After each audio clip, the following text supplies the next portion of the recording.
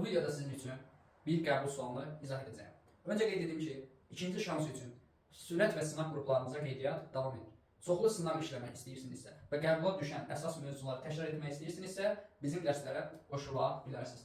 Keçək suala. Doğru olan fikirləri müəyyən edin. Zəfər zirvəsinin yerləşdiyi inzibati rayonunun xarici ölkəyə ilə həmsərhəddir. Zəfər zirvəsi bildiyiniz kimi Qusar rayonunda yerləşir və onun da xarici ölkədə, yəni Rusiya ilə sərhəddi mövcuddur.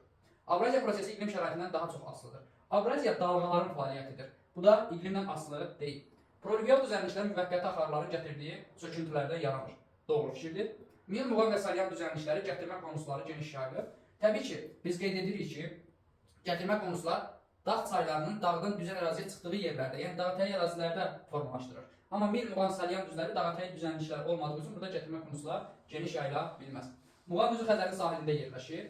Muğam düzü Xəzərin sahilində yerləşməz. Çünki arada salyan düzü var. Bedlendlərin arid denilyasyon rele formalarına aiddir. Bəli, bedlendlər pis torpaqlar, yəni bunlar əkinçilik üçün yararsız torpaqlardır. Arid denilyasyon rele formaları hesab edilir.